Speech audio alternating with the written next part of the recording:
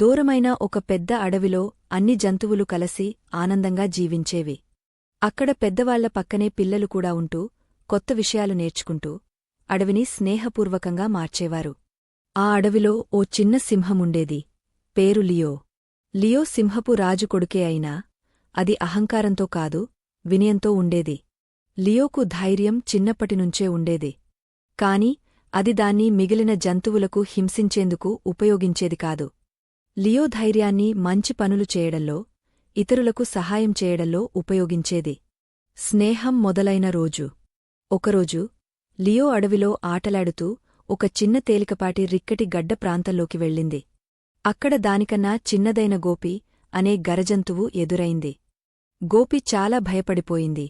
ఒక పెద్ద సింహం నన్ను తినేస్తుందేమో అని ఆలోచించి పరుగెత్తింది. కాని లియో వదలలేదు. ఆగు గోపీ, నువ్వెవ్వరూ కాదు. నేను నిన్ను తినను. నీకు నాకు స్నేహం కావాలి అన్నది లియో. ఆ మాటలు విని గోపికి ఆశ్చర్యం వేసింది. సింహం స్నేహం చేస్తుందా అనుకుంది. కాని లియో మాటల్లో ప్రేమ కనిపించింది. ఇద్దరూ అలా మాట్లాడుకుంటూ మంచి స్నేహితులయ్యారు. విపత్కర రోజు. ఒకరోజు అడవిలో పెద్దగాలి, వాన, మెరుపులతో కూడిన తుపాను వచ్చింది. జంతువులంతా భయంతో పరిగెత్తాయి. కొన్ని చెట్ల దిగువకు దాక్కుండగా కొన్ని బురదలో చిక్కుకున్నాయి. ఆ సమయంలో గోపి ఒక పెద్ద చెట్టుకు పక్కన చిక్కుకుని కదలలేకపోయింది. ఆమె వాపిస్తూ ఉండగా లియో అక్కడికి వచ్చేసింది. గోపీ, భయపడకు, నేను ఉన్నాను అని చెబుతూ లియో తన పదునైన పంజాలతో ఆ కొమ్మల్ని చింపి గోపిని విడిపెట్టింది. వర్షం ఇంకా పడుతుండగా లియో తన శరీరంతో గోపిని కప్పి గుహలోకి తీసుకెళ్ళింది. అక్కడ మిగతా జంతువులు కూడా చేరాయి. వాళ్లంతా లియో చేసిన సాహసాన్ని చూసి ఆశ్చర్యపోయారు. ఒక చిన్న సింహం ఇంత ధైర్యంగా ఎలా ఉండగలదు అని అడిగారు.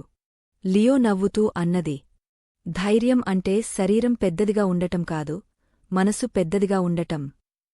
కొత్త మార్పు. ఆ రోజు తర్వాత లియో అడవిలోని చిన్న జంతువులకు స్నేహితుడిగా మారిపోయింది.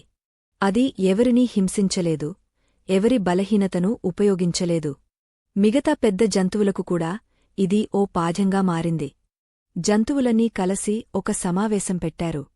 అందులో అడవిరాజు, లియో తండ్రి ఇలా చెప్పాడు: నిజమైన నాయకత్వం అంటే శక్తితో భయపెట్టి పరిపాలించటం కాదు, ప్రేమతో, సహాయంతో ముందుకు నడిపించటం. అందరూ కరతాళధ్వనితో లియోను అభినందించారు. అడవిలోని చిన్న పిల్లలందరికీ లియో ఒక ఆదర్శంగా మారిపోయింది. మోరల్ ఆఫ్ ది స్టోరీ: ధైర్యం మనసులో ఉండాలి, శరీరంలో కాదు.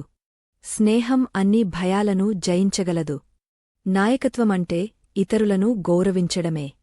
తుది విజయం మంచి మనసు కలవారిదే.